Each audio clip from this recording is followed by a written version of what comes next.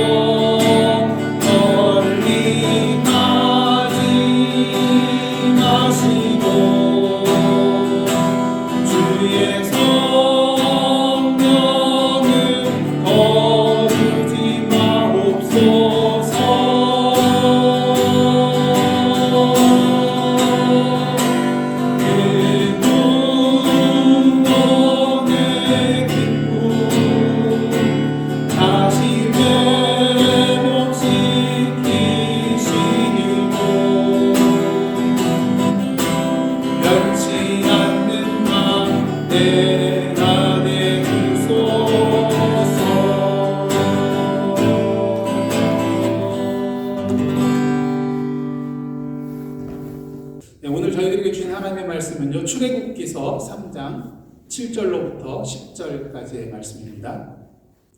여호와께서 이르시되 내가 애굽에 있는 내 백성의 고통을 분명히 보고 그들이 그들의 감독자로 말미암아 부르짖음을 듣고 그 근심을 알고 내가 들어가서 그들을 애굽인의 손에서 건져내고 그들을 그 땅에서 인도하여 아름답고 광대한 땅 젖과 꿀이 흐르는 땅 곧 가나안 족속, 헷 족속, 아모리 족속, 브리스 족속, 히위 족속, 여부스 족속의 지방에 내려가려 하노라.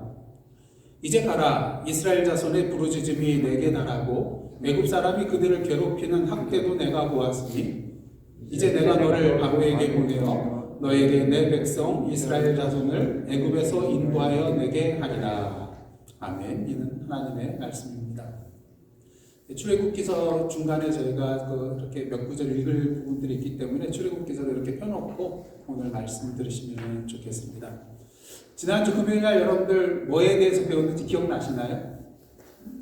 하나님의 본질에 대해서, 세 가지 본질에 대해서 우리가 함께 말씀을 나눴는데 기억나시나요? 하나님의 세 가지 본질. 여러 가지 본질이 있겠지만 대표적인 세 가지 본질을 저희가 나눴는데 하나님은 사랑이시고 또 전지하시고 전능하신 그런 분이라는 것을 저희가 함께 나눴습니다. 그래서 하나님은 사랑이시기 때문에 항상 그분의 뜻은 최선이다 라는 것 저희가 함께 나눴고요. 또 하나님은 전지하신 분이시기 때문에 그분의 인도하심은 항상 옳으시다는 것. 그리고 하나님은 전능하신 분이기 때문에 그분은 우리로 하여금 그분의 뜻을 행하게 하실 수 있다는 것. 이렇게 세 가지를 저희가 함께 나눴습니다. 그리고 지난 주일에도 이제 저희 상관이 있는 그런 내용을 함께 주일 말씀으로 나눴었는데요. 하나님께서는 오늘도 우리를 통하여 당신의 뜻과 계획, 즉 당신의 역사를 이루시기를 원하시는 분이시라는 것이죠. 혼자 하실 수 있음에도 불구하고 하나님은 항상 우리를 통하여 당신의 역사를 이루기를 원하신다는 것이죠.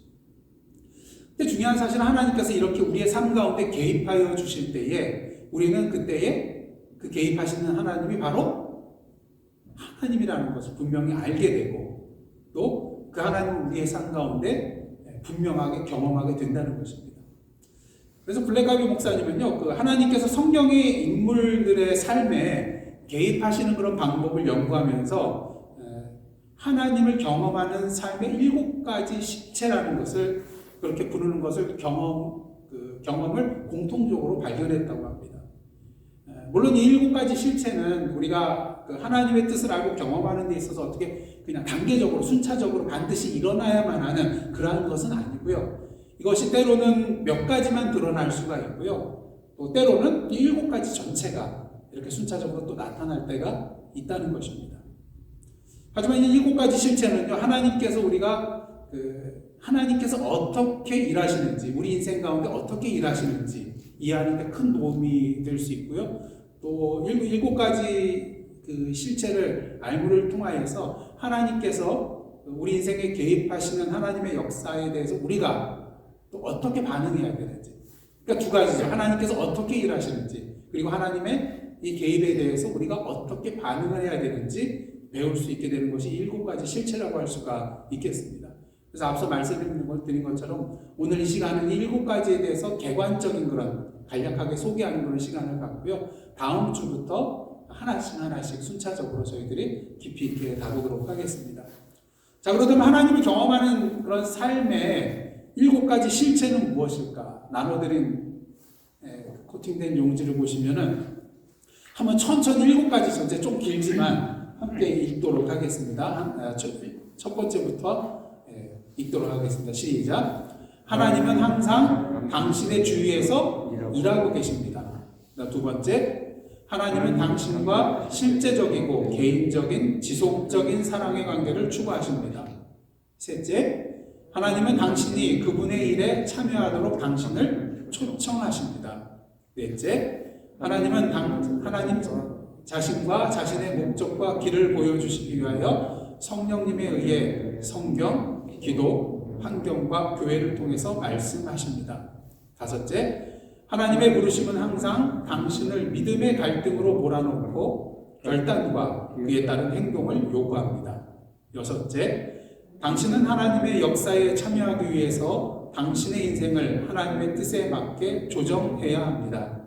일곱째, 당신이 하나님께 순종하고 하나님이 당신을 통해서 그분의 일을 성취하심으로 말미암아 당신은 경험으로 하나님을 알게 됩니다. 그래서 이러한 일곱 가지 그 실체가 가장 잘 나타나 있는 곳이 있는데 바로 오늘 저희들 본문 말씀이 포함되어 있는 출애굽기 2장부터 4장까지의 그런 말씀입니다. 하나님께서 모세를 부르시는 그런 사건이 나오는 그런 본문인 것이죠.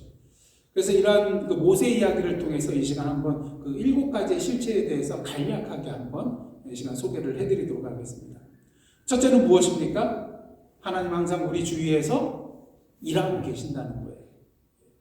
하나님께서 이 세상을 창조하시고 그냥 이것이 뭐 저절로 자연스럽게 그냥 혼자서 돌아가도록 내버려 두시는 하나님이 아니라 적극적으로 이 세상의 역사에 개입하시고 참여하시는 그런 하나님이시라는 것입니다. 사실 엄밀히 말하면 이 세상의 모든 역사를 주도적으로 주관하시는 분이 우리 하나님이신 것이죠.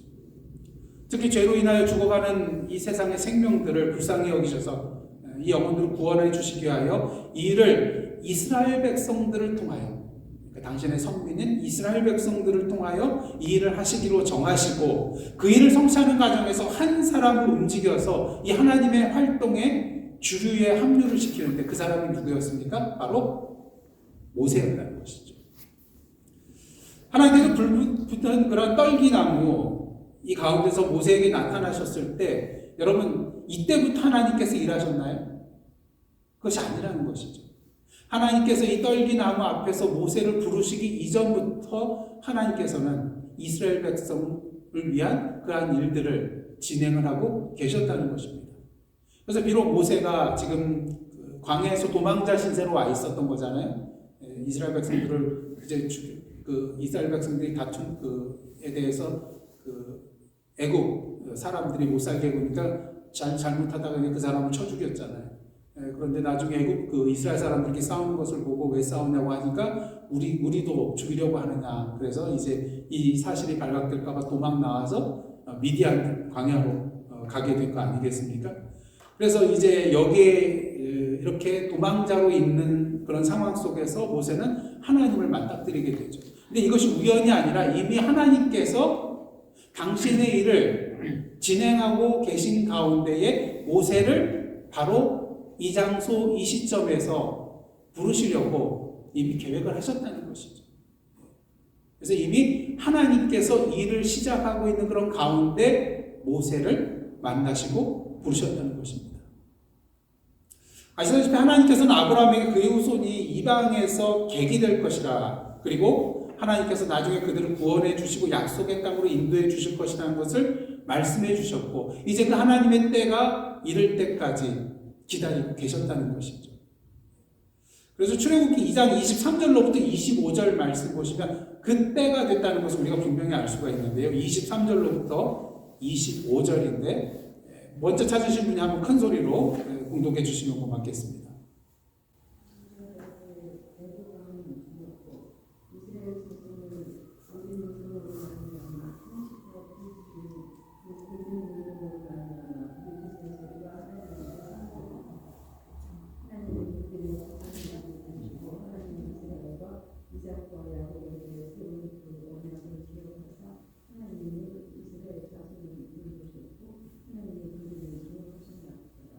여기서 여러분들 이렇게 눈이 가는 단어가 표현이 무엇입니까?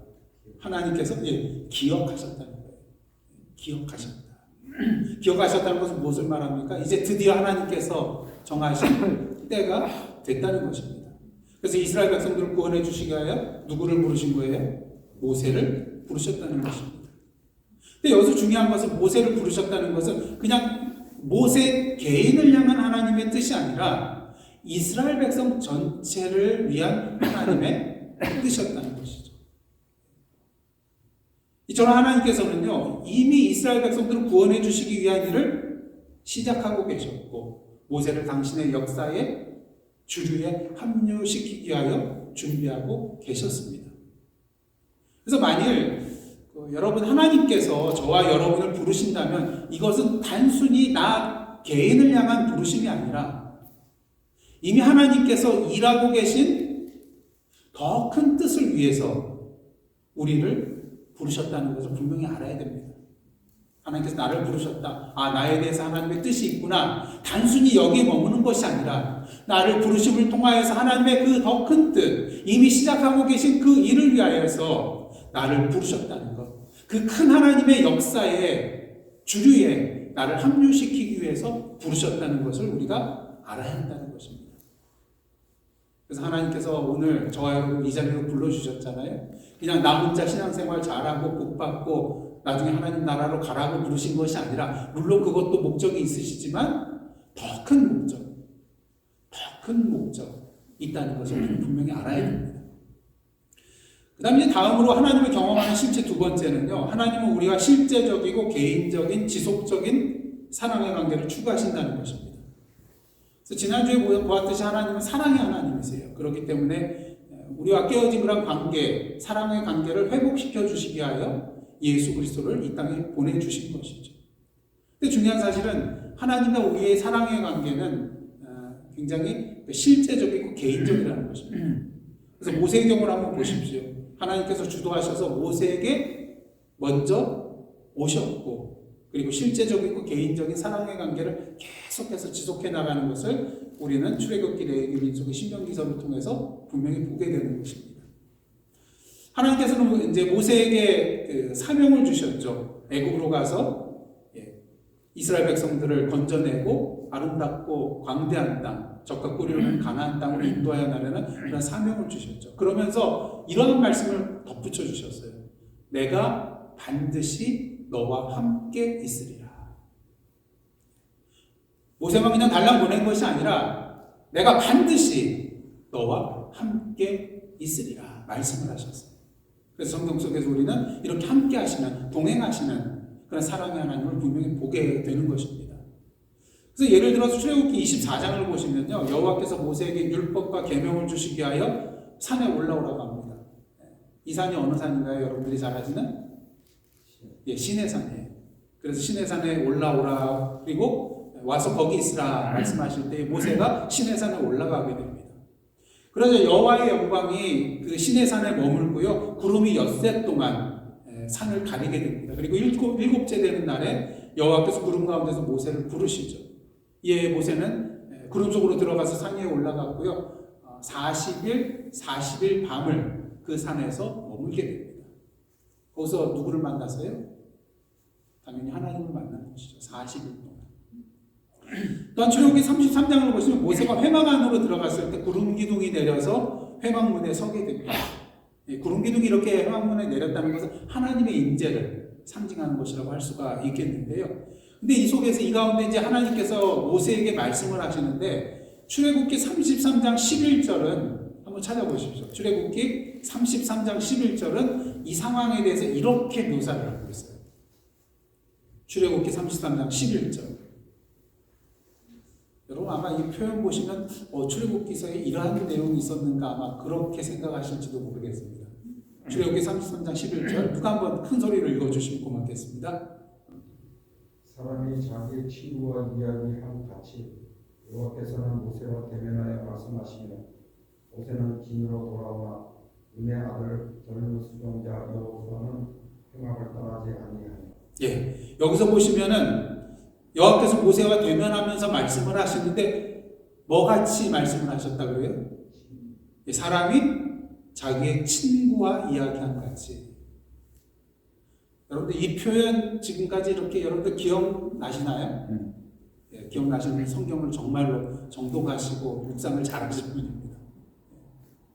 하나님께서 친구같이 모세를 대하여 말씀을 하셨다는 것입니다.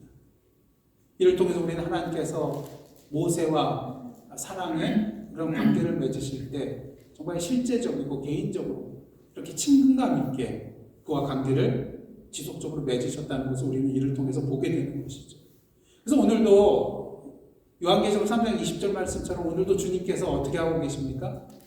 우리의 마음문 앞에 쓰셔서 계속해서 두들기고 계시죠. 우리가 마음문을 열고 주님과 함께 더불어 먹고 마시는 시간을 갖게 하시기 위해서 계속 두드리고 계신다는 것입니다. 근데 이 식사는 어떤 식사라고 그랬죠? 전에 요한계시록 이 3장 초대교회 목교에 대해서 말씀을 드릴 때 데이프논이라는 저녁 만찬이에요.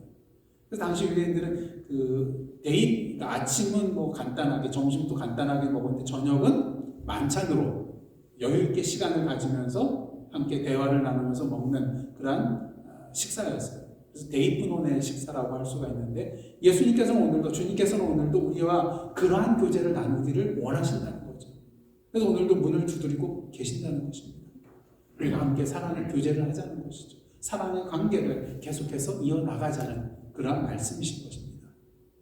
바라기는 오늘도 주님께서 여러분의 마음을 두드릴 때에 다른 것에 정신 팔려서 문을 꼭꼭 걸어 잠그고 계시는 것이 아니라 그 마음을 활짝 여셔서 그 주님의 그 두드리심에 응답하시고 또 사랑의 관계를 온전히 누리시는 저와 여러분의 삶이 되기를 원합니다. 다음으로 하나님을 경험하는 실체 세 번째는요. 하나님은 우리가 그분의 일에 참여하도록 우리를 뭐 하신다고요? 초청하신다는 거예요. 초청. 근데 실상 어떻습니까? 우리는 종종 그냥 내 마음대로 꿈꾸고 내 마음대로 계획하고 그것에 대해서 하나님께 기도하죠. 하나님, 제가 이러한 계획이 있습니다. 이러한 꿈이 있습니다. 하나님 도와주세요. 그래서 우리의 내가 그냥 마음대로 꾼 꿈에 대해서 하나님을 초대해요. 하나님이 오셔서 도와줘야 됩니다. 하지만 우리가 분명히 알아야 될 것은 뭐냐면요. 하나님께서는 우리가 마음대로 계획하고 뜻한 바를 이루기 위해서 우리에 참여하시는 그런 분이 아니라는 거예요. 하나님께서는 당신이 뜻하고 계획하신 것을 이루기 위해 이미 당신께서 시작하신 일에 우리가 참여하도록 우리를 초청하시는 분이라는 거죠. 분명히 방향이 다릅니다. 출애굽기 3장 8절로부터 10절 말씀 한번 보도록 하겠습니다. 출애굽기 3장 8절로부터 10절인데요. 먼저 8절 말씀 보시면은 이런 말씀이 있습니다. 내가 내려가서 그들을 애굽인의 손에서 건져내고 그들을 그 땅에서 인도하여 아름답고 광대한 땅, 젖과 꿀이 흐르는 땅, 곧 가나안 족속, 헷 족속, 아모리 족속, 브리스 족속, 히위 족속, 여부스 족속의 지방에 데려가려 하노라. 그래서 하나님의 목적이 나옵니다. 모세를 애굽 땅으로 보내시는 목적이 뭐예요? 이스라엘 백성들을 구원하여 내셔서 그들로 한 나라를 세우게 하시고 또 그들로 하여금 약속의 땅 가나안에 들어가게 해주시는 것이 하나님의 목적이었어요. 그러게 9절과 10절 한번 다 함께 읽겠습니다. 시작. 이제 가라. 이스라엘 자손의 부르짖음이 내게 달하고 애굽 사람이 그들을 괴롭히는 학대도 내가 보았으니 이제 내가 너를 바로에게 보내어 너에게 내 백성 이스라엘 자손을 애굽에서 인도하여 내게 하리라. 그러니까 8절에 있는 건 하나님의 그 큰 목적을 달성하기 위하여 하나님께서 모세를 부르신 것이죠. 그 하나님의 일에, 당신의 일에 모세가 참여하도록 초청을 한 것이라는 것입니다.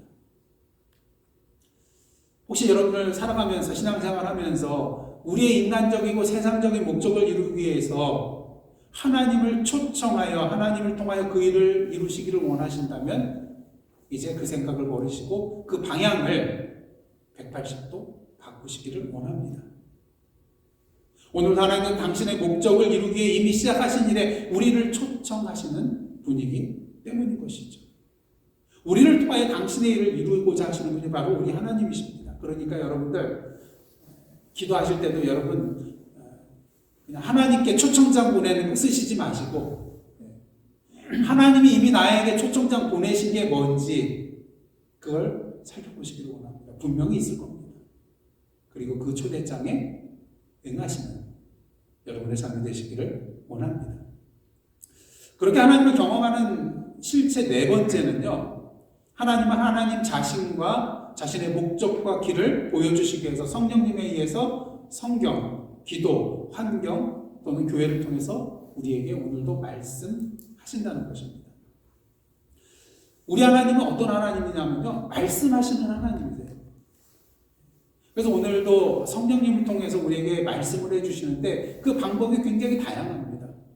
때로는 성경을 통해서 때로는 우리의 환경을 통해서, 때로는 우리 기도를 통해서, 때로는 우리의 찬양을 통하여서 또 때로는 교회 설교를 통하여서, 또 다른 성도들을 통하여, 때로는요 어떨 때는 자녀를 통해서 말씀을 해주실 때도 있고요, 때로는 애완용 강아지를 통해서 말씀을 해주실 때가 있어요. 깨달음을 주실 때가 있거든요. 그래서 여러 가지 방법을 통해서 오늘도 우리에게 말씀해 주신다는 거죠. 그리고 우리는 항상 하나님이 무슨 말씀을 하시는가, 무엇을 통해서, 누구를 통해서 나에게 말씀하시는가, 항상 영적인 귀를 고쳐 세우고 거기에 초점을 맞춰야 된다는 것입니다. 언제 어디서 어떠한 방법을 통해서 나에게 말씀하실지 모르니까요. 근데 여러분, 우리가 살아가면서 뭐 하나님께서 꼭 성경 말씀만 통해 가지고 말씀해 주신다 그러면 이것만 보면 되겠지만, 뭐 어쩔 때는 그런 거 있잖아요. 말씀을 받는데 이게 딱 나에게 맞는 말씀이에요. 근데 또 생활하다 보는데 우리 또 한종석 집사님이 지금 이 성경 말씀 본 내용하고 똑같은 그런 말씀을 나에게 주세요. 그리고 어디 가서 서점에 갔는데, 신앙서적 봤는데 또 그 내용이 또 나와 있어요. 자, 그럼 여러분 마음이 어떠십니까? 야, 이건 정말 나에게 하나님께서 주신 말씀이구나. 더 확신이 가지 않겠습니까? 그래서 하나님께서 때로는요, 이 다양한 방법을 통해서, 다양한 루트를 통해서 우리에게 똑같은 동일한 말씀을 주실 때가 있어요. 그러면 이것이 정말 나에게 주신 하나님의 말씀이 맞는 거죠. 그래서 여러분들 기도하는 가운데 이것은 하나님께서 나에게 주신 말씀이라고 생각되는 게 있으면은 그것을 그냥 한 번에 받아들이지는 마시고 확인을 해볼 필요가 있습니다. 그래서 말씀을 읽는다거나 또 한 번 더 계속해서 기도를 한다거나, 그래서 정말 이것이 하나님 나에게 주신 말씀입니까? 계속해서 하나님께 묻고 또 찾고 찾아야 된다는 것이죠. 그럴 때 또 하나님께서 말씀을 해주시거든요. 그럴 때 여러분들의 마음속에 정말 하나님이 주신 거구나, 이런 확신이 들게 된다는 것입니다. 근데 이러한 그 하나님께서 우리에게 말씀해 주시는 이 과정 속에서 우리는 말씀하시는 하나님, 자신을 드러내시는, 계시하시는 하나님을 보게 됩니다. 그래서 그 하나님을 우리가 더욱더 믿고 의지하게 되죠. 근데 중요한 것은 하나님께서 우리를 당신의 일에 참여하도록 부르실 때에 하나님 자기 자신만 우리에게 보여주시는 것이 아니라 하나님의 목적이 무엇인지, 하나님의 길이 무엇인지 우리에게 분명히 또한 보여주신다는 것입니다. 그래서 불붙은 그런 떨기나무 속에서 하나님께서 모세를 부르시고 말씀하실 때에 모세에게 하나님께서 자신을 보여주셨고, 모세는 그때 하나님을 경험했죠. 그 다음에 하나님께서 자신을 보여주신 것뿐만 아니라 당신의 목적이 무엇인지, 길이 무엇인지 분명하게 모세에게 보여주셨다는 것입니다. 그리고 모세는 하나님께서 이렇게 말씀하셨을 때 그 말씀하시는 분이 바로 하나님이시라는 것을 알았고요. 그 하나님께서 자신에게 무엇을 말씀하시는지 분명히 들었고요. 그리고 자신이 이에 대해서 무엇을 해야 하는지 또한 분명히 알게 되었습니다. 그래서 오늘도 하나님께서 우리에게 말씀하실 때에 그 말씀하여 주신 그 하나님만 그냥 발견하고 끝나는 것이 아니라 그 말씀하시는 하나님의 말씀 속에서 하나님이 과연 무엇을 목적하시고 어떠한 길로 내가 가기를 원하시는가를 분명히 발견하시고 그 길로 나아가시는 저와 여러분이 되기를 간절히 원합니다.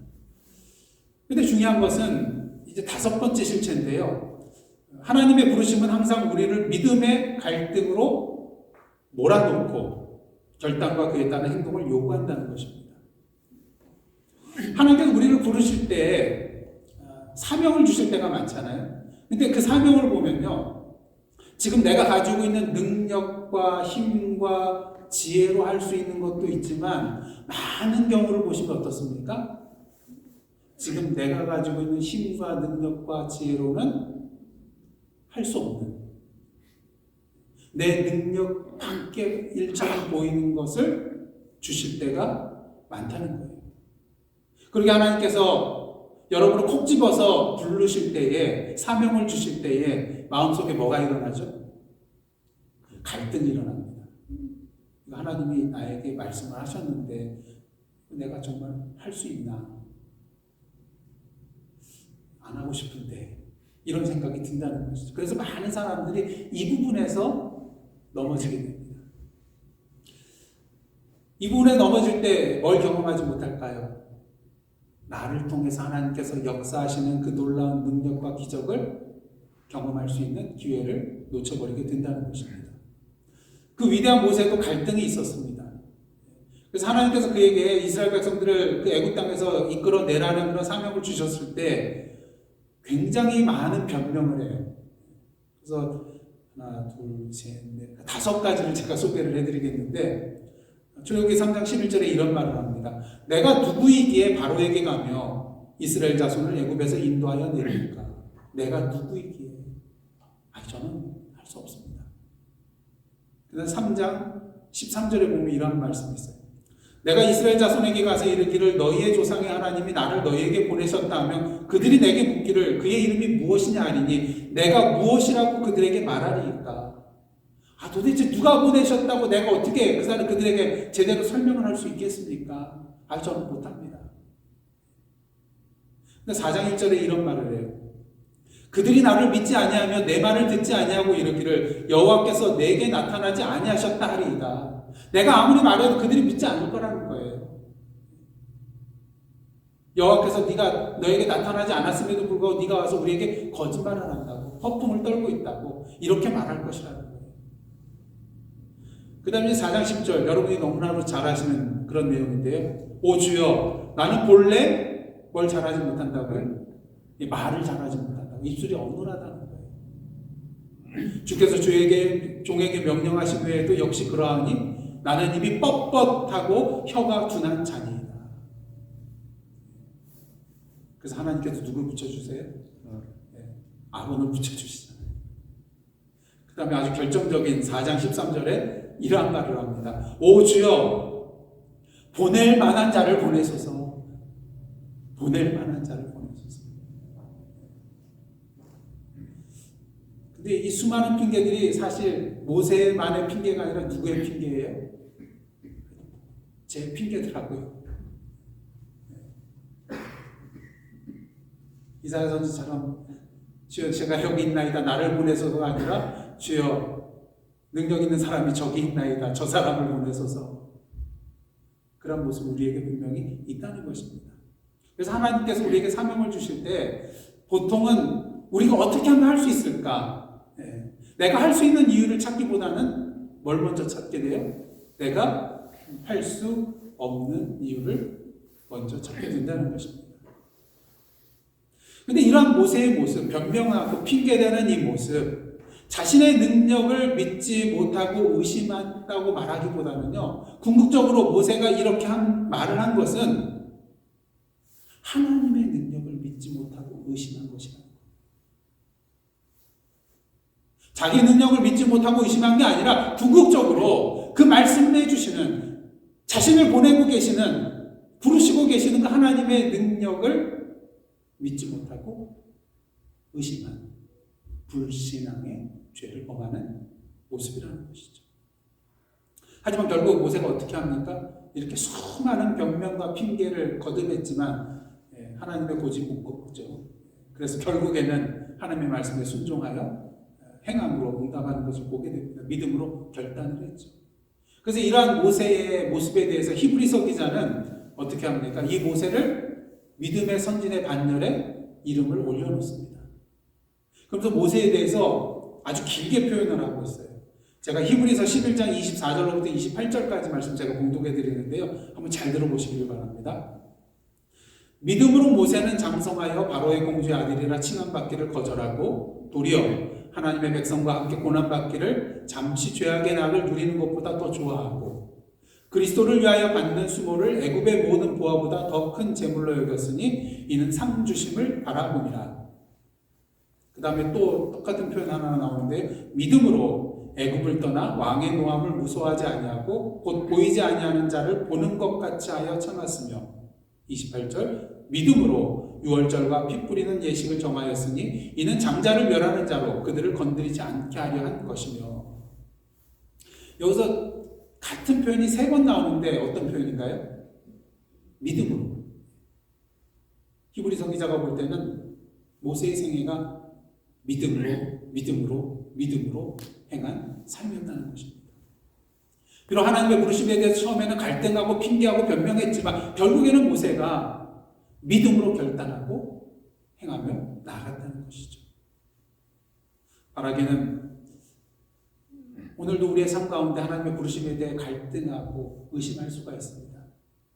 하지만 이러한 하나님의 부르심에 대해서 뒤로 물러서기보다는 모세와 같이 믿음으로 결국에는 결단하고 한 걸음 앞으로 나아가시는 저와 여러분의 모습이 되기를 원합니다. 그렇게 하나님이 경험하는 삶의 실체 6번째는요. 우리가 하나님의 역사에 참여하기 위해서 우리의 인생을 하나님의 뜻에 맞게 뭐 해야 됩니까? 조정해야 한다는 거예요.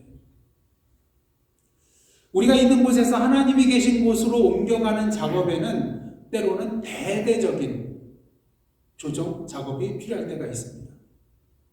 왜냐하면 지금 우리가 안일히 거하고 있는 그냥 안주하고 있는 우리의 자리에서 그냥 앉아 있으면서 하나님과 함께 동행하기는 쉽지가 않거든요. 출애굽기 4장을 보시면 지금 모세가 살아가고 있는 현장은 어디입니까? 지금 바로 왕의 그런 눈을 피해가지고 미디안 땅에 정착해서 거기에서 살고 있어요. 그곳이 바로 이제 생업의 현장이요. 자신을 처가가 있는 그런 안전한 곳이거든요. 이 미디안 땅에서 계속해서 살아갈 그런 마음이 있었습니다. 근데 이 모세에게 하나님께서 그 땅을 떠나 어디로 가라고 하세요? 다시 애굽으로 돌아가라고 말씀하고 계세요. 조정해야 돼요. 여러분, 이렇게 사람이 나이가 점점 많아질수록 안정의 욕구가 커집니다. 그래서 웬만하면 지금 살고 있는 데를 떠나지 않게 되죠. 다시 새로운 것을 맞이해가지고 그거에 또 정착하고 익숙해지는 것은 쉬운 일이 아니거든요. 그래서 그냥 그동안 살아왔던 그런 익숙함 속에 머물고자 하는 것이 바로 우리 인간입니다. 근데 하지만 하나님께서는 모세를 부르셔서 애굽으로 돌아가라고 말씀하세요. 그때 모세가 어떻게 합니까? 이 하나님의 말씀에 순종해서 자신의 아내와 아들들을 나귀에 태우고 애굽으로 향하게 되죠. 자신의 인생의 길을 하나님의 뜻에 맞게 조정을 했던 것입니다. 그 결과 모세는 이미 하나님께서 일을 시작하신 그곳 애굽 땅으로 갈 수가 있었고요. 하나님께서 계획하시고 뜻하신 그 모든 것을 이루는데 쓰임을 받는 큰 그릇이 될 수가 있었습니다. 만약 모세가 여러분 베드로 변화산상에서 베드로가 한 말 있잖아요. 주여 이것이 좋사오니 여기서 초막셋을 짓고 만약 이러한 마음을 가지고 모세가 지금 제가 살고 있는 이 미디안 땅이 좋사오니 나를 그냥 내버려 두십시오 말했다면 어떻게 되겠습니까? 결국 하나님의 이 원대한 역사에 참여할 수가 없었을 것입니다. 혹시 여러분의 마음속에 내가 정말 하나님의 역사에 지금 참여하고 있는가? 만일 참여하고 있지 못하다는 그런 마음이 드시다면 이걸 한번 확인해 보세요. 혹시 내가 하나님의 뜻에 맞게 내 삶을 조정하지 못한 부분이 있는가? 하나님의 뜻에 맞게 내 삶의 일부를 조정을 해야 되는데 아직 조정하지 못한 것이 있기 때문에 하나님의 역사에 참여하지 못할 수가 있거든요. 그것이 우리의 사고방식이나 행동 양식일 수도 있고요. 또 그것이 우리가 누리고 있는 환경일 수가 있고요. 그것이 우리가 맺고 있는 다른 사람과의 인간관계일 수도 있고요. 또 우리가 중요하게 여기는 가치관이나 신조일 수도 있습니다. 만약 이런 것들 중에 하나님의 뜻에 맞지 않는 것이 있다면 오늘도 이 시간 기도하는 시간을 통하여서 한번 조정해 보시기를 바랍니다. 그럴 때 여러분들은 비로소 하나님께서 일하고 계신 곳으로 나아갈 수 있게 되고 하나님의 역사에 참여할 수 있게 될 것입니다. 이제 마지막으로 하나님을 경험하는 삶의 실제 7번째는요. 우리가 하나님께 순종하고 하나님이 우리를 통해서 당신의 일을 성취함으로 말미암아 이제 결과적으로 우리가 경험으로 하나님을 알게 된다는 것입니다. 그냥 지적으로 하나님을 경험하는 것이 아니라 우리의 삶 속에서 하나님을 만나고 경험하는 그러한 참된 삶을 누리게 된다는 것이죠. 그래서 우리가 믿음으로 하나님 앞에 결단하고 하나님께서 요구하실 때도 우리의 삶을 조정을 하였다면 이제 그 다음에 우리가 나아갈 바는 무엇입니까? 그것이 무엇이 되었든 그것이 우리의 상식을 뛰어넘는 일이라 할지라도 하나님의 말씀과 그 뜻대로 이제는 순종해야 한다는 것이죠. 그럴 때 하나님께서는 우리를 통해서 비로소 당신의 목적을 이루시고 또 이로 말미암아 우리 자신뿐만 아니라 우리가 하고 있는 일을 보고 있던 그 다른 사람들도 우리를 통하여 일하시는 하나님을 발견하고 하나님의 능력과 임재를 경험하게 되게 된다는 것입니다. 여러분, 모세가 하나님 앞에 순종할 때 어떠한 일이 일어났습니까? 결코 모세가 할 수 없는 일을 하나님께서 모세를 통하여서 이루시는 것을 보게 되죠. 그래서 이를 통하여서 모세뿐만 아니라 그 모세를 보고 있던 이스라엘 백성들이 하나님께서 과연 그들의 구원자 하나님 되심을 분명히 경험하게 되었습니다. 대표적인 사건이 뭐죠? 홍해 건너가는 사건입니다. 홍해 앞에 있는 이스라엘 백성들 어떻습니까? 저 뒤쪽에서는 지금 바로의 군대가 그냥 구름대 같이 몰려오고 있어요. 전차들도 있어요. 무시무시합니다. 그 말바꿈 소리만 들어도 막 가슴이 뜁니다. 하지만 앞에는 홍해요. 뒤에는 바로 군대입니다. 진퇴양난의 절체절명의 위기의 순간이죠. 이때 모세가 하나님의 말씀대로 바다 위로 손을 내밉니다. 그때 어떤 일이 일어납니까? 밤새도록 하나님께서 동풍을 일으켜줘서 그 바다가 어떻게 됩니까? 마른 땅으로 변하게 되죠. 그래서 이스라엘 백성들은 이 바다를 건너가게 됩니다. 근데 웬걸요? 바로의 군대들도 뒤따라 바다 그 땅으로 지금 달려오고 있습니다. 어떻게 있습니까? 또다시 하나님께서 말씀하신 대로 모세가 바다를 향해서 손을 내밀자 어떻게 됩니까? 이제는 새벽에 바다의 힘이 약해지고 회복이 되어져서 이제 그 뒤따라오는 애굽의 모든 군대들을 다 삼켜버리게 되죠. 그들이 다 수장되고 말게 됩니다. 그래서 이 홍해 사건에 대해서 출애굽기 기자는 이렇게 정리를 하고 있어요. 한번 찾아보십시오. 출애굽기 14장 30절 31절입니다. 출애굽기 14장 30절 31절.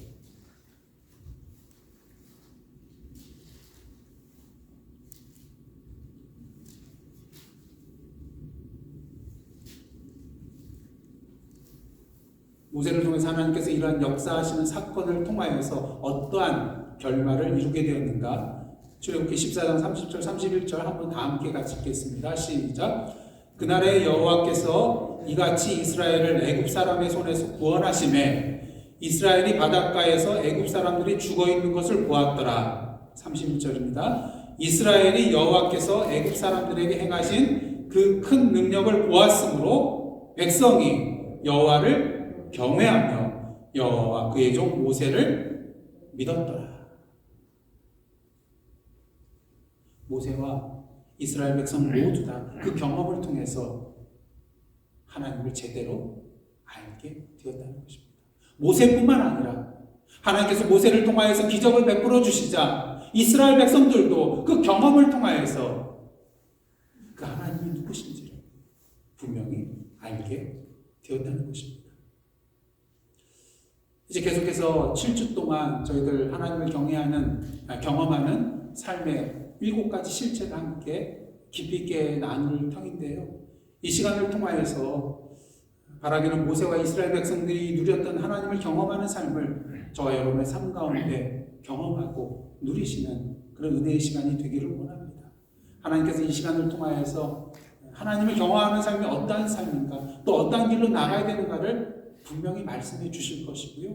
또 여러분의 삶 가운데 이미 일하고 계신 그 하나님께서 여러분을 초대하시고 여러분의 삶 가운데 사명을 주시고 또 여러분을 통하여서 당신의 일을 이루심을 통하여서 분명히 여러분도 하여금 그 당신의 하나님이 어떤 분이신지를 분명히 보여주시고 또 여러분과 함께 하실 그 하나님을 통하여서 여러분 주위 사람들에게 여러분이 믿고 여러분 안에 역사하고 계신 그 하나님이 누구신가를 분명히 보여주실 것입니다.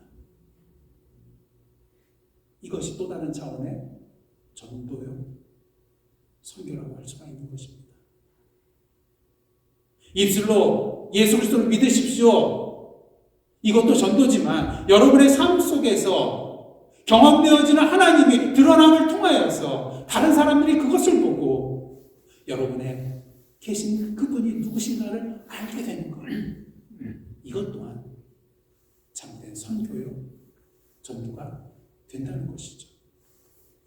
바라기는 이러한 선교적 삶, 전도적인 삶이 저 여러분의 삶 가운데 이루어지기를 주님의 이름으로 축복합니다. 아멘. 기도하시겠습니다. 하나님을 경험하는 삶의 7가지 실체를 통하여서 오늘도 우리의 삶이 하나님을 경험하는 삶이 되게 하여 주옵소서. 오늘도 우리를 통하여 당신의 역사를 이루시는 그 능력의 하나님의 손길을 온전히 누리며 이러한 삶을 통하여서 오늘도 우리 가운데 살아 역사하시는 하나님을 이 세상에 증거해 나아가는 저희들의 복된 삶 되게 하여 주옵소서. 예수님의 이름으로 기도드리옵나이다. 아멘.